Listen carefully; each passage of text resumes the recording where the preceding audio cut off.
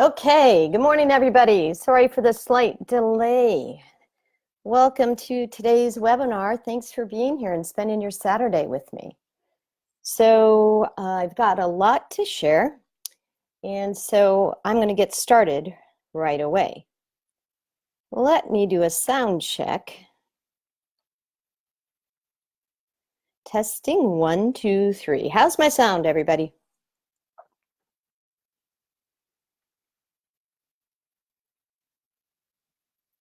Okay, great. I am on.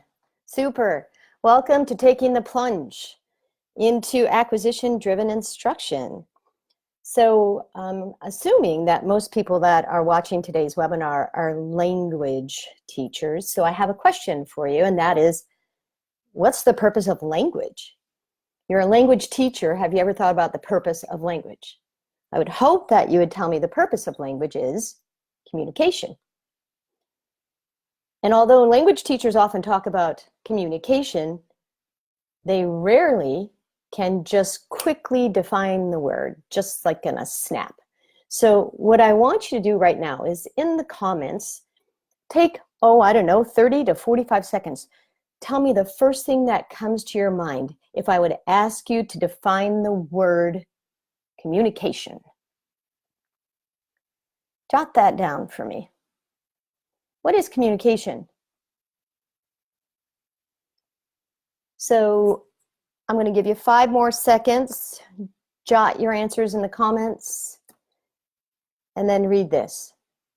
The contemporary definition of communication is the expression, interpretation, and sometimes negotiation of meaning in a given social context.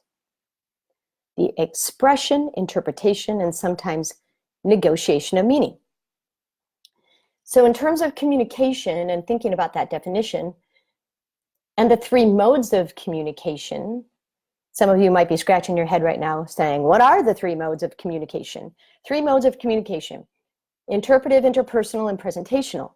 And if you look at the screen and you look at the blue section of the pie chart, which mode of language do you think represents the blue? Which mode of language do we use most frequently?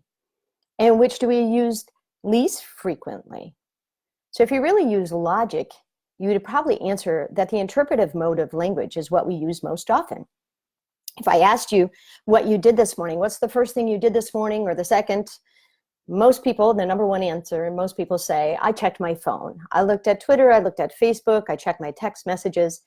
And all of that input that you're receiving would require you to use the interpretive mode of language. Then maybe you get in your car, you drive to school, you listen to the radio, you read street signs and billboards, etc. That's all interpretive. By the time you get to school and you start talking with people, then you'd shift into more interpersonal mode. And if you are a very presentational type teacher, you would shift into the presentational mode. But I would hope that you wouldn't be a presentational type of teacher, because learning should be interactive. And if learning really is interactive, then you would be interacting and using the interpersonal mode of language. That mode of language that you're using is really going to be dependent on your setting. So for example, if you're a student in a classroom, you're going to be doing a lot of interpreting. You're going to be using your interpretive skills. You're going to do a lot of listening, not too much interpersonal. But if you're a student in, hopefully, a language acquisition-driven classroom, that would shift a lot. And maybe the pie chart would look the opposite. Just like it would if you were at a party or a barbecue. If you're at a party or a barbecue, you're talking with a lot of people and having great conversations, and your interpretive mode would be used much less.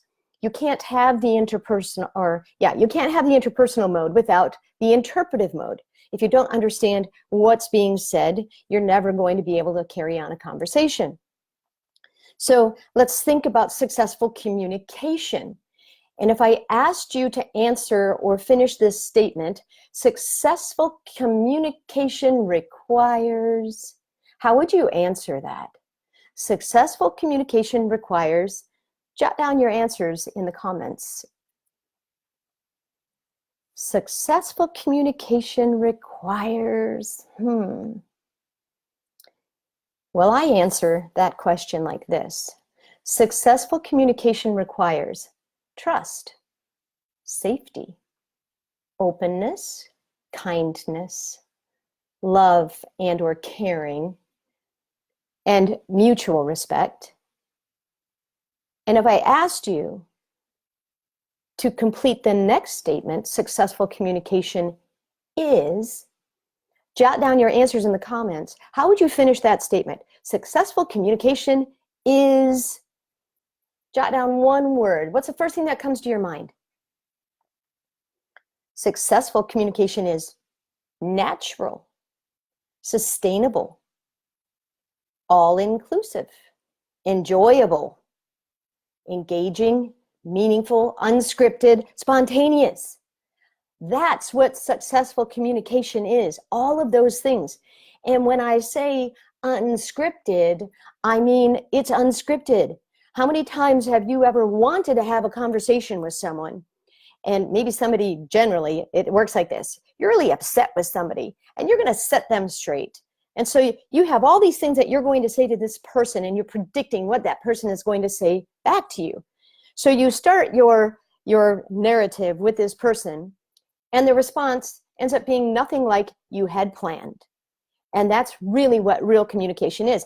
We can try to script what we think students are going to say in the classroom, but they are not. They're not going to respond how you thought they might.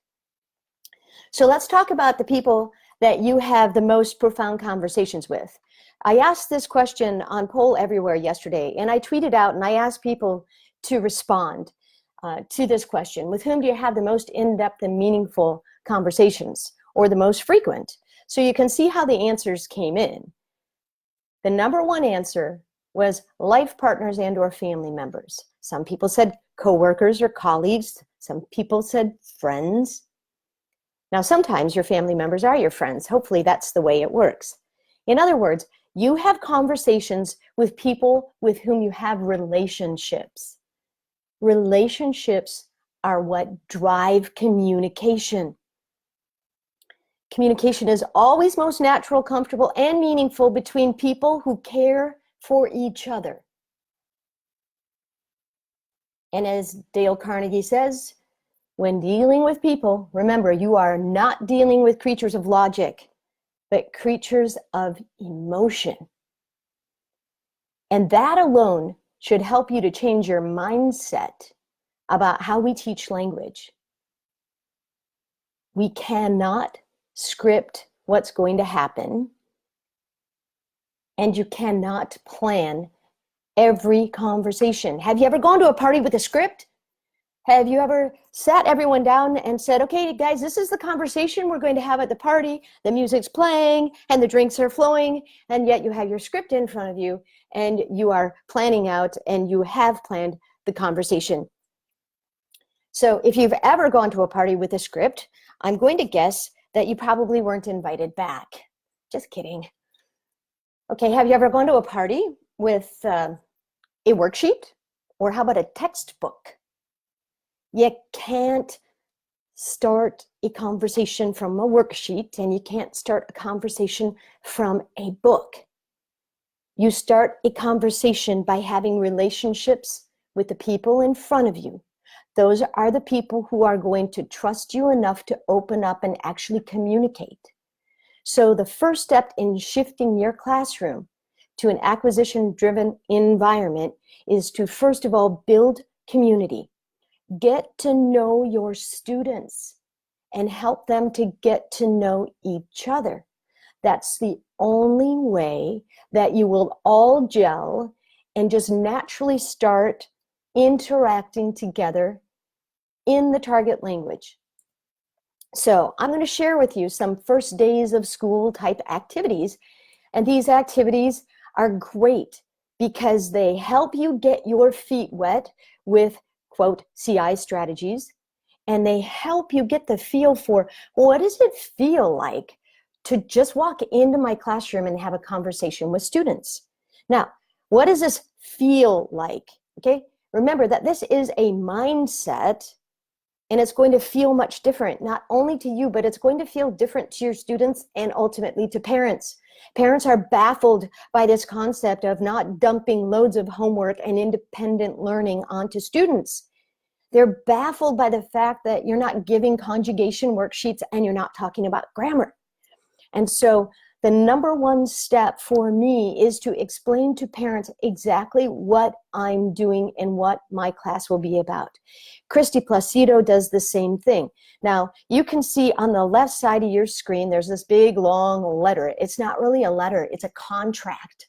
And I make parents sign it. They have to say, I understand everything that you've described above. I read your letter and or your contract, and I agree to the terms. And then they sign off. If during the school year, parents complain at all about what's going on in class, like I don't see enough paperwork, or I don't get this whole thing, like I don't get a grade every week, I just show them the contract back and I say, remember point number 7? Remember point number 10? It totally is CYB, cover your behind. Now, Christy does the same thing. Of course, you can see she's much more artsy than I am, and she will explain to parents also the parameters of the class and the materials that they'll be using, because as you can see, she does not use traditional materials. Now, traditional meaning, I would say pre-1900, okay? Traditional meaning that it's a textbook, it's a worksheet. And so, you know, for some things, those items might be helpful, but they are not helpful for facilitating acquisition. To facilitate acquisition, you have to communicate and be in the language. And so Christy uses non-traditional, but acquisition-driven materials. So she'll explain to parents the materials, the parameters of the class, the methods and approaches that she'll be using to teach, so that, again, parents are on the same page and understand what we're doing.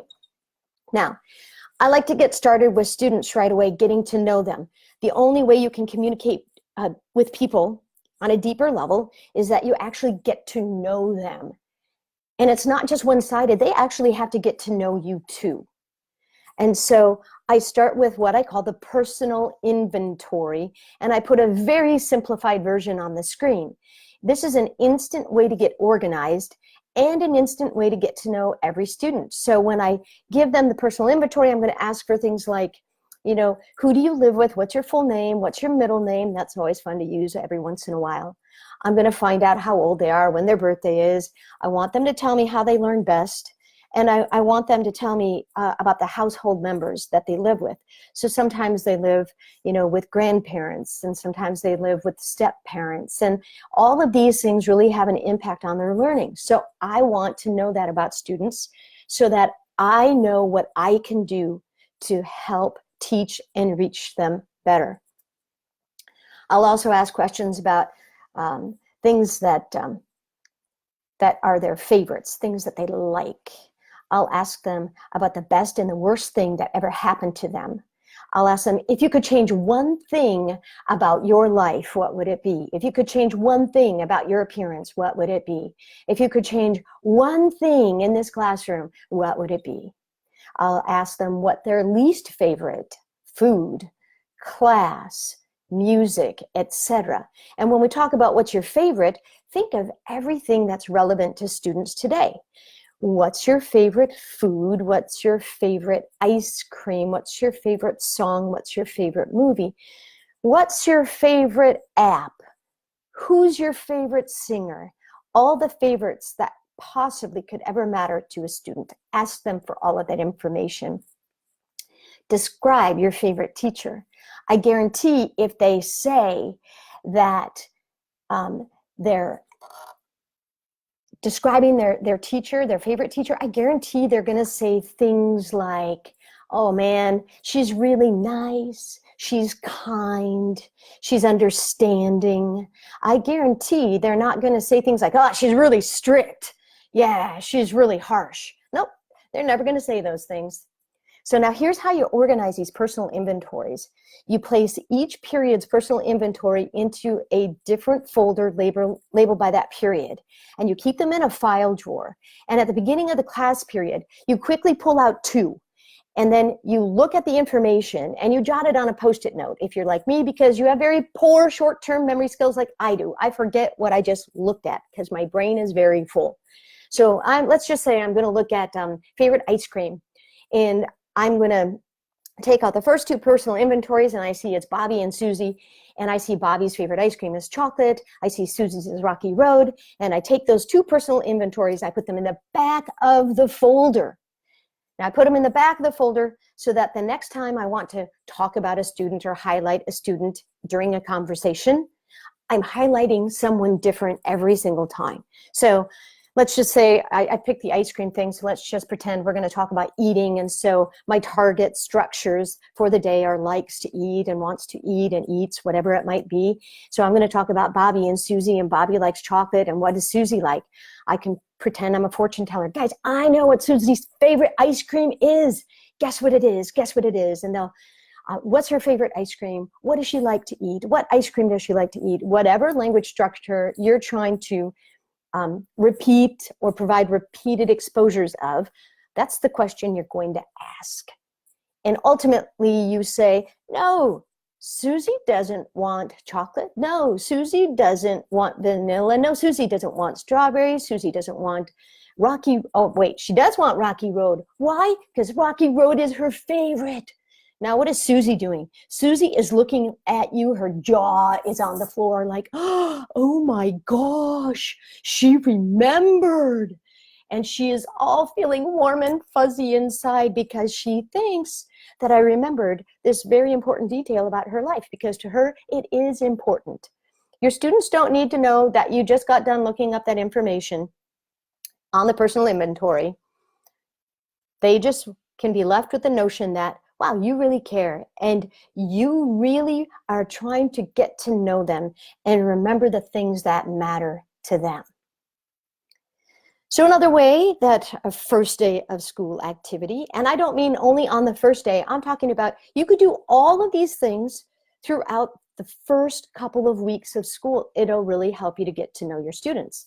So here's another one. This is human bingo, and these are actual human bingo forms that I have used in the past. If you don't know me, I have taught Spanish and ESL for 25 years.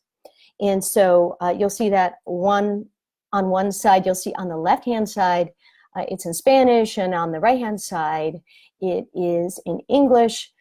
They are all relevant to the students who I have taught. So the way you play this game is everyone gets a bingo form, and you take your bingo form up to anyone that you can find in the class. It's a mad scramble, mix and match. And so you go up to someone and you say, hey, do you have any brothers, or do you have a brother? If that person can answer yes, then they initial that square. Do you have a dog? Do you have a big family? Do you have 2 brothers? So you have to ask all sorts of different people all different kinds of questions. The rule is once you ask a person a question that they can answer yes to, you have to move on to a new person. So this helps us get to know our students, and this helps our students get to know each other. And if you really look closely at this human bingo form, you can see that obviously every single question has the word have or has in it. By the time we're done with human bingo, have and has become a very readily accessible piece of their vernacular. Okay, another way to connect with students and highlight students and help them all feel like they matter in your classroom is to focus on the star of the week. Now, I'm going to tell you about the star of the week because this is the way that I like to highlight students. But there are other ways to do it also. For example, there is Bryce Hedstrom's persona especial, the special person. And Sabrina Jancek has taken that up, like she calls it the special person on steroids. They all have a unique way of highlighting one student. I like to do the star of the week. And when I do the star of the week, I just ask them a few questions every single day, and it lasts about 5 minutes. And I have that student go up to the front of the room. I put a big star on the board, and I put my stool there, and they have to sit under the star. And I ask them basic questions like, obviously, in the beginning classroom, I'm going to ask things like, what's your name, and how old are you, and how many brothers do you have, and what do you like, those types of things. And then as students progress in level, I'm going to obviously increase the level of my questioning. Just because students are in an upper level doesn't mean that you don't need to connect to them. It's even more important if you want to continue sustaining conversations or sustaining interpersonal communication with your students. You have to establish relationships. You can only establish relationships by exchanging meaningful messages. So as they go up in level, my questioning might change and shift to things like, what is your ultimate goal? What's your ultimate goal in life? What's your goal? One day I might ask, what's your goal for today? And they always look at me really puzzled because they don't get asked about what their daily goal might be. So it's kind of funny. They'll say, to get lunch, or, to get to class on time. And then, of course, we have the funny ones who talk about things like to spend, 35 minutes in the bathroom without getting a detention, whatever they come up with. Now you're asking me, are you doing this in the target language? Yes, because remember that the questions I ask are going to be pertinent to the level I'm teaching. I couldn't ask these types of questions like, what is one thing that makes you unique?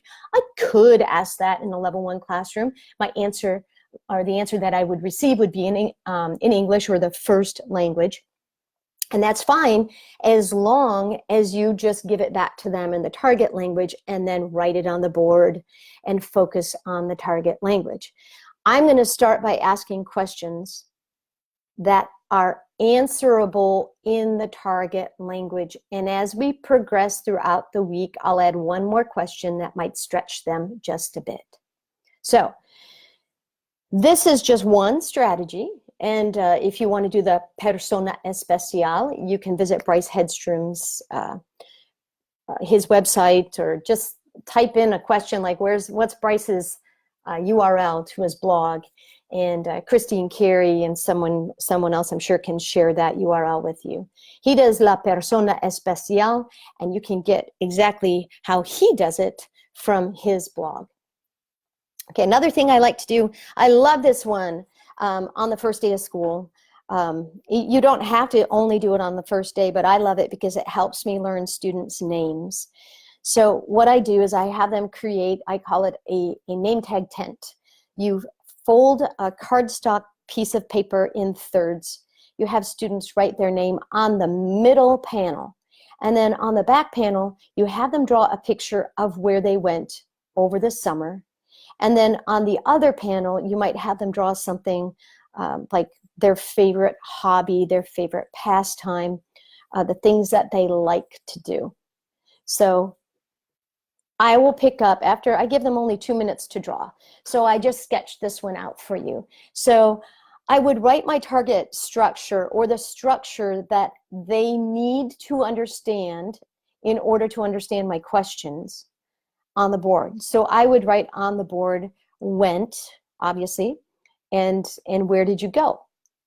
So I would ask, where did you go this summer? And so I hold up your name tag and I say, hey, everybody, what's his or her name? They see the name, they answer the question. Yeah, so look, her name is Carol. Where did Carol go this summer? Where did she go? And I walk around and I show the picture on the name tag, and they guess. They'll guess places, and I'll say, oh, you think that Carol went here? So then I turn to Carol and I say, Carol, did you go here? And then she'll just say yes or no. And so if she says no, I said, nope, Carol didn't go here. And then I say, well, where did Carol go? And I just keep getting students guessing until we finally find out where a student went. So I will not pick up every single name tag and ask about every single one. I will do, 3 to 5 until I get a winner. And a winner is one that really intrigues students or really gets them talking. So I'll walk around, I'll introduce, maybe 5 students, and I'll hold up their picture, I'll ask where they went. People will guess a little bit, and then we hone in on one student. And then I'll ask questions that would continue to build their language skills. So I'll say, oh, you went to, and in this case, this represents Wisconsin. So then I might ask questions like, did you go? Now, remember, every question is still containing that vocabulary structure. So it's highly, highly comprehensible. Did you go with your family? Who did you go with? Oh, you went with your family. When did you go? Where in Wisconsin did you go? Did you go to the center of Wisconsin? You follow what I'm saying? And then eventually we'll move on to, wow, did you go to a lake? Oh, yeah. And then we can talk about perhaps what they saw or what they did. We just keep going a little bit deeper, little by little, in a very comprehensible way. I generally try to find the pictures of either, I have two motives, or I really have 2 goals. One is to highlight a student that I know is very reserved and insecure, but I do this in a very kind way, and I do it in a way to make them feel confident. So I will adjust my questions accordingly to make them feel secure. I will give them lots of either or questions, and questions that they couldn't possibly get wrong, and questions that they could even answer simply by nodding their head or shaking their head. So sometimes I like to mix it up. I might do a Foursquare follow-up, or I might even just do an activity like this from the get-go. What I mean is this. Foursquare works like this. I take blue tape and I put it on the floor of my classroom. You see the red lines there represent the blue tape that's on the floor. Sometimes I'll put a big shower curtain, like a shower curtain map, like you see here, and I'll put the tape across the map. Sometimes I'll have different images, but in this case, focus on the maps that you see in front of you. I used to have to trace these. I used to take an overhead projector and with a Sharpie trace my maps. Now they have all these wonderful shower curtains with maps already on them. It's hilarious. I should show you some of my handiwork from years ago. You'd get a good chuckle. Anyway, so sometimes I'll follow up the name tag activity, like where did you go this summer? I'll follow up and I'll say, guys, move to the location on the map where Bob went during the summer. Whichever student I highlighted. So if he said he went to Wisconsin, obviously they have to go into the upper quadrant of the US map. If somebody has traveled internationally, then we'll use the international map. Then we'll do things also in terms of where do you want to go? Where would you like to travel? And students have to remember where people want to travel. So I'll say, move to the area of the world where Christy wants to travel. And everyone has to move over to that corner. It's a great way just to get them up and moving. They sit all day long, and that is just torture. It's torture for your body and your brain. If you want your students' brains to function faster, you need to get them up and moving. Okay. Sometimes, just to get to know students, instead of doing the name tag or alongside the name tag activity, I will say, okay, bring us one thing from your travels. So let's say we did the name tag activity and I left it open. I never told students where the name tag holder actually went during the summer.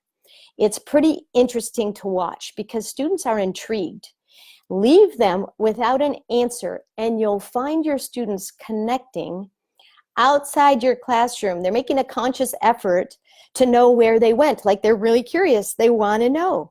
It's great because you're really influencing them to build community when you do that. So have them bring in something.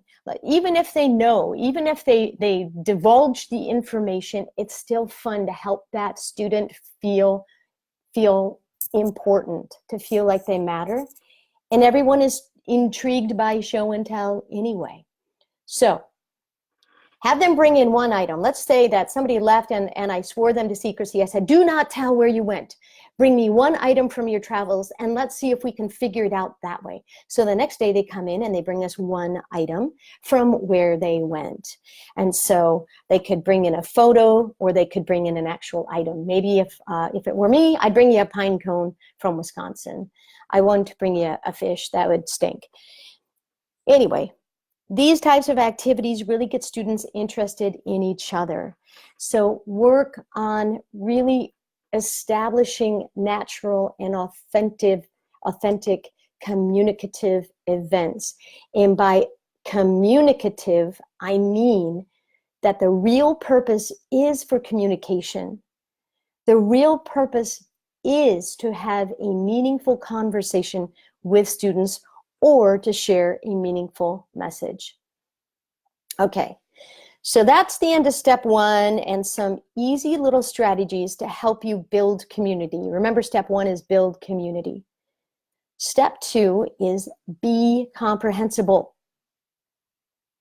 Every successful language learner has had access to comprehensible input. And I said successful. This means you have developed communicative competence. If you're like me, you might have had an immersion experience. You might have gone on that immersion experience with other people. You may have come back fluent or competent, and the people that you went with may have come back with very minimal language skills. And why is that? Well, number one, because some people cannot handle the stress of an immersion experience.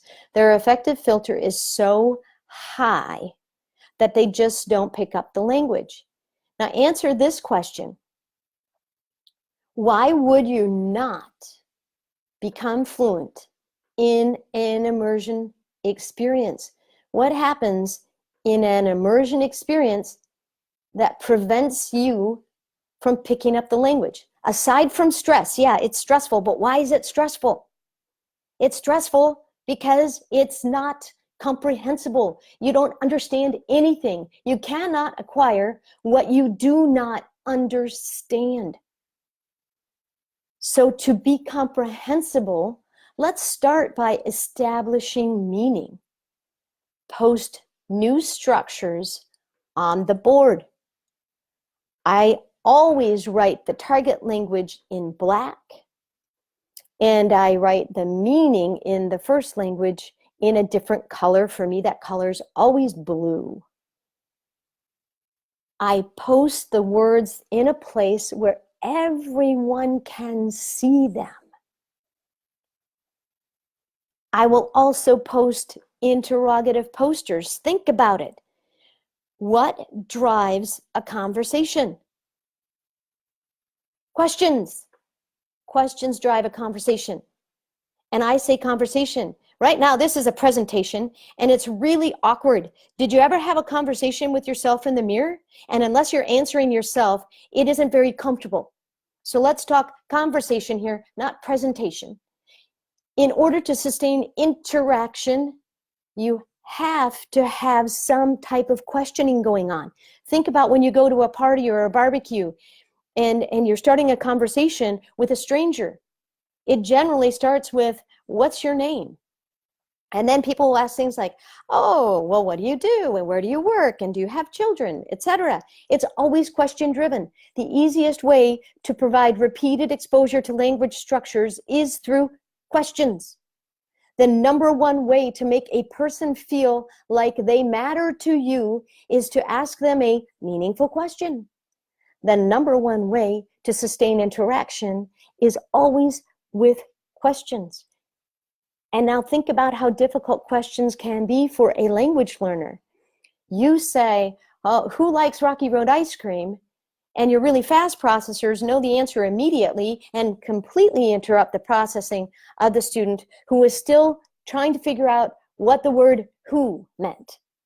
So post the interrogative questions in contextualized places in your classroom. A lot of people will post who, what, where, why, when, how, and they'll post those question words all in a row, and that's okay if that works for you. I prefer to post these posters in contextualized locations. So if it's the word when, I put it by the clock. If it's the word which, and I have multiple windows or multiple cupboard doors, I'll put the word which on one of those items. If it's where, I'll post where by the map, etc. So I post the question word posters in a contextualized place, and when I ask a question, I point to the question word and I say the word. So I might say who, and then I pause and I repeat it again. I'll say who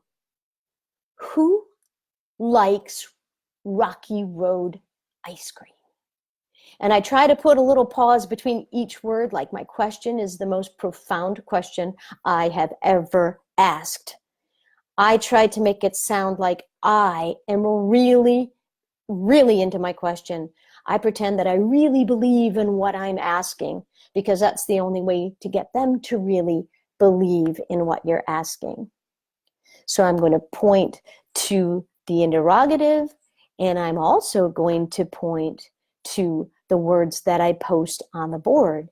So for example, if I say, who wants, or if we were doing Spanish, I would say, ¿Quién quiere? Who wants? And the whole time I would be pointing to those words. Now you don't do this forever. You do this until your students have developed enough comprehension of these structures that you don't have to point to them every time. We wean students off these structures. We start out with low-level questions. You scaffold your questions. So you can't just start off right away asking, who wants Rocky Road ice cream? You want to start out with some either or yes, no questions that they can't possibly get wrong. For example, who likes Rocky Road ice cream? Susie. Does Susie like Rocky Road ice cream? Or does Bill Gates like Rocky Road ice cream? Somebody might be a smart aleck and say, Bill Gates. Then I'll say, oh, he does? Really? So then just for fun, we pull up Siri in the target language. So I have Siri in Spanish, I have Siri in English. I'll ask Siri the same question. What is Bill Gates' favorite ice cream? And we'll play with that little structure for a while, all in a meaningful way. So we'll start with very basic either or, yes, no questions, and then we gradually build ourselves up to the interrogative. So I might say, oh, does Bill Gates like Rocky Road, or does Susie like Rocky Road? Does Susie like it, or does she not like it? Does she hate it? And then finally, I can work up to who likes Rocky Road ice cream? You just naturally provide scaffolding to answer those higher level questions by asking, lower level questions first. Another way to stay comprehensible is to shelter vocabulary. That means we are going to use fewer vocabulary structures. We're not going to throw a list of 20 words at students. We shelter vocabulary. We don't shelter grammar. Even if what you're saying requires the subjunctive, you can still use the subjunctive. All you have to do is use it in context in a natural way. If it's part of a real conversation, students aren't going to be tripped up because the word was said in a little bit different form. If it's a different form altogether, okay, fine. All you have to do is post that word on the board. Write down the word and write down exactly what it means. So if I had the word wants on the board, or I had the word had on the board, and I wanted to highlight something that somebody wanted, he wanted that she have something, all I have to do is write had in the subjunctive if I'm teaching Spanish. Quiere que tenga. All I do is write tenga on the board, and I write had, and I just put that he had in parentheses in front of it. You can use the grammar that you need. We don't naturally acquire language by grammar or by grammatical syllabus. We don't compartmentalize the grammar. We don't only speak in present tense until students are or learners or toddlers are 2 years old. We'll speak and use the tense that we need. In fact, I guarantee it, there are times where you're sheltering grammar so much, you're trying to only stay in present tense, And that is actually what's confusing students.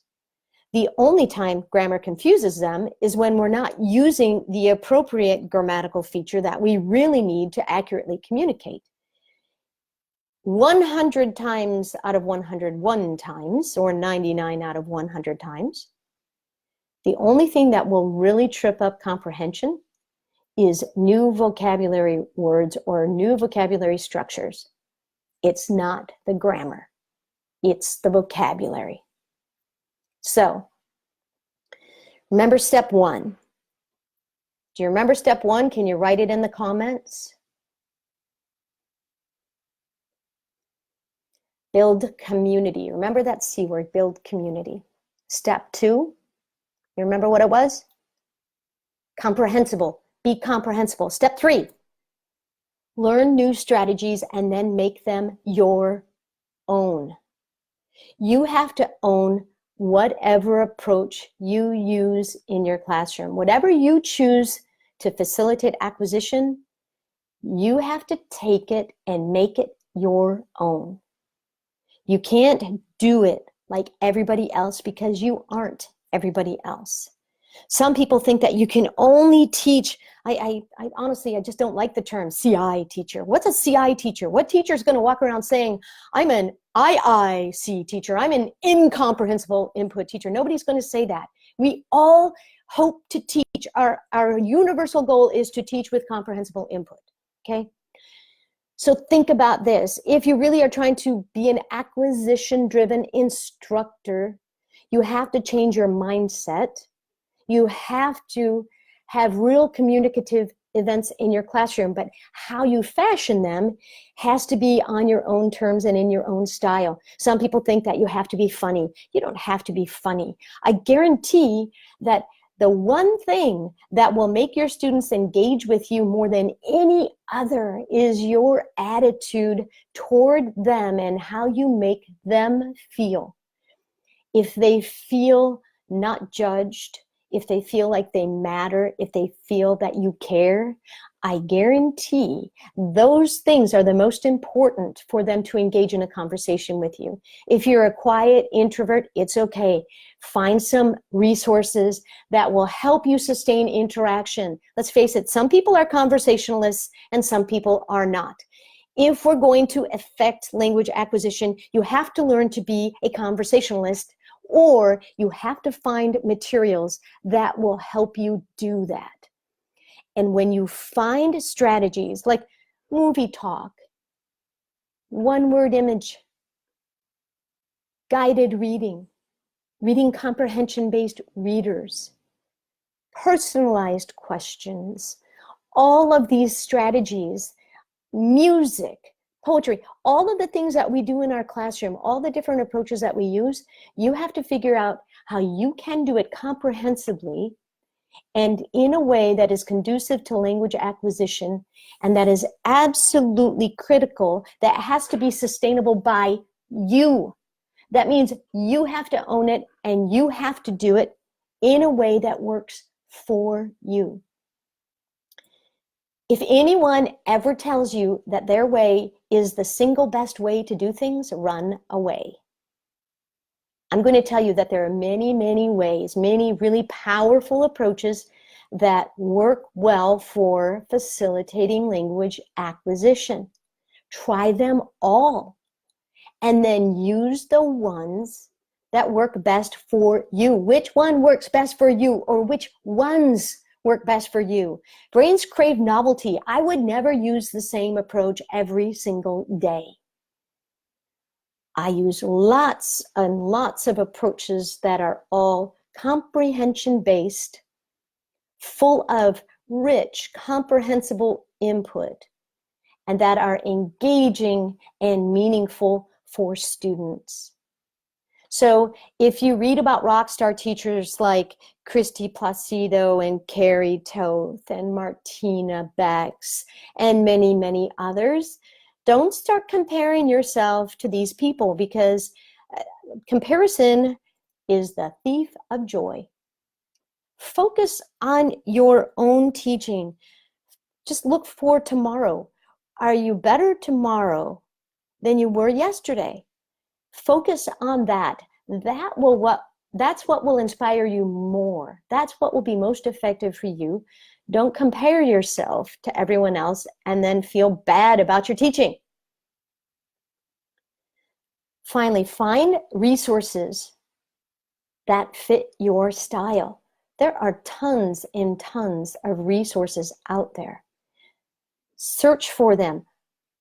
Follow people on Twitter. Get on social media. Do some investigation. Search for things like comprehension-based materials, comprehensible input. Search for language acquisition-driven materials.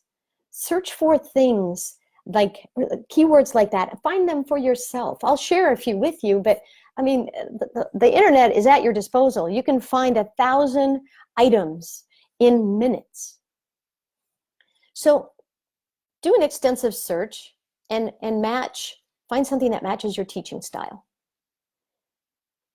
And then provide guidance and support your need. Find materials that provide guidance, support, okay? Why? Because you can't acquire language unless you're in the language, and that is why ACTFL really emphasizes to us that we should be using the target language 90+% of the time. Well, I'm going to say I don't really agree with that, and here's why I don't agree with it. Because just using the target language isn't enough. If you're not being comprehensible and you're not providing robust, repeated exposure to language structures, your students aren't going to acquire the language anyway. So I like to say comprehensible interaction in the target language. That's what we need. It has to be continuous. It has to be a no-brainer. It has to happen every day, every minute of your classroom, if possible. So find resources that engage and are appealing to learners. Find things that interest them. Finally, find materials that provide high quality input. I have heard the excuse from teachers many times that, oh, I picked up one of these resources and there were so many mistakes in it that I just could never do that. Or I picked up this material, I bought this book, I did this, and I saw all sorts of mistakes, and so you just abandon ship. No, here's what I say. Look for the materials that have high quality input in them. Obviously, I have a preference for those materials, and they are from Fluency Matters, of course. That makes sense that would be my favorite. They're my favorite because there's a genre for every taste. There is a story in our collection for every learner. Nonfiction, fiction, adventure, historical fiction, cultural fiction, biographies, true stories, whatever it is, we have a genre for every learner. We have a story for every age. Our story base goes from kindergarten, pre-K level, all the way up to adults. We have a story for every age.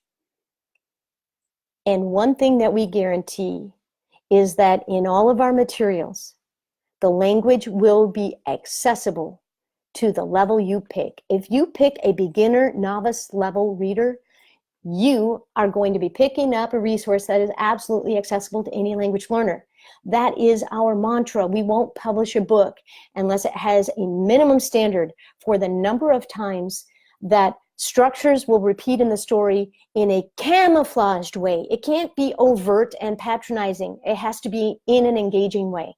Vocabulary density has to be really high. Why? Because language acquisition happens through repeated exposure to language. And through natural repeated exposure in a compelling story, you're naturally facilitating language acquisition.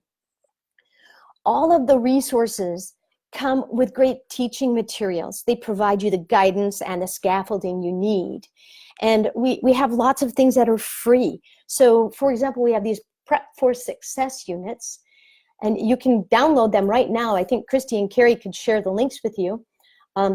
You can download these free units. It'll tell you how to get started. It will tell you exactly what words are coming up in a story or in a chapter.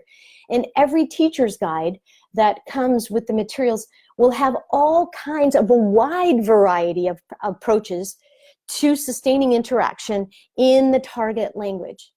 Tons of different ways to do it. Why? Number one, because not everyone wants to do story asking. Not everyone wants to do personalized questions. Not everyone wants to do movie talk. Not everyone wants to use authentic resources.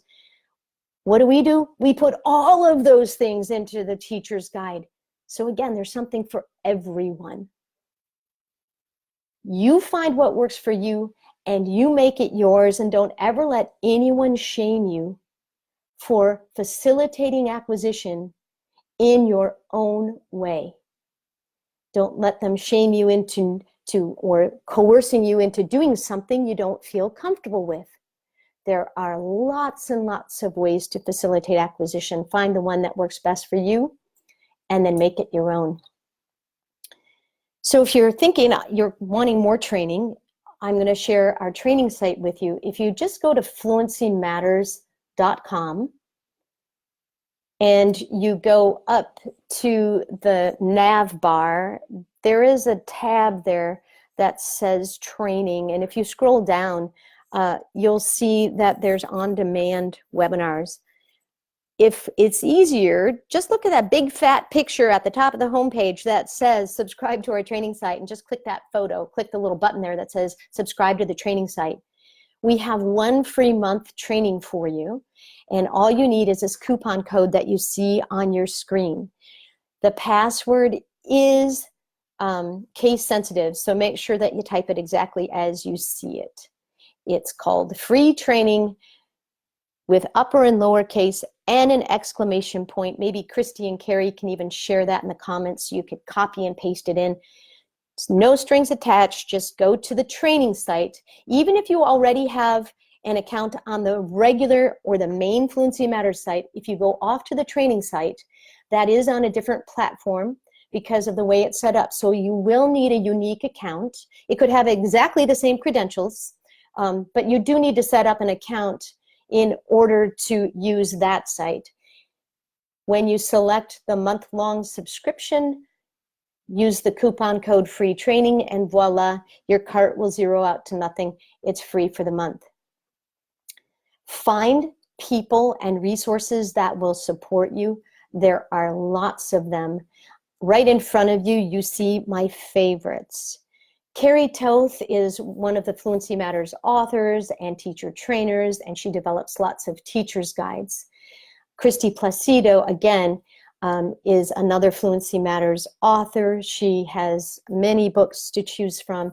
She's a trainer, she's a mentor. Carrie, Christy, and Martina are powerful mentors, and they have absolutely fabulous blogs. If you don't follow their blogs, you need to follow them. I put their URLs right there, and I'll actually upload this little screen to the Fluency Matters Facebook page so that you can see those in case you don't have time right now to snap your picture of them. I'll share them on the Facebook page. Obviously, Fluency Matters has many useful resources as well. We have a blog. We have Christy, Carrie, and Martina who have guest blogged for us.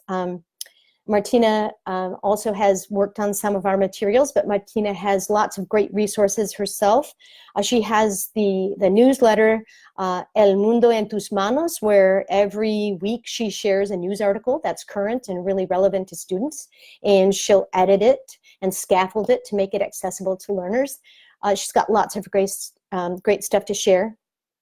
Christy and Carrie have just a plethora, a million things. If you don't get on their blog today, I'm going to call you crazy, because all three of them have wisdom and great resources to share. Visit the Fluency Matters blog. It's up on the nav bar, and just click on blog. It'll take you to what we call CI Peek, and that is just a peek into the world of teaching with comprehensible input. So remember the 3 key steps you need to follow. Number 1, connect with your students. Take a look at those first days of school activities. Those will help you do it in a really low stress and an efficient way. Stay comprehensible. Write your words on the board, post interrogative posters, speak slowly, point to the words as you say them, and then find an approach, a CI-driven, acquisition-driven approach that works for you, and then customize it so that you can sustain it all year long. That's it. That's all I have for you folks today. Thanks so much for joining me on your Saturday morning. If you had questions that I didn't get to, because I'm telling you what, my technology has not been really cooperating with me on the other device, but please share your comments or your questions in the comments, and then I'll log out and I'll log back in to the Fluency Matters Facebook page, and I will try to answer all your questions there if Christy, Carrie, Martina, or someone else has not already answered them. So thanks so much for being here, everyone. Have a great Saturday.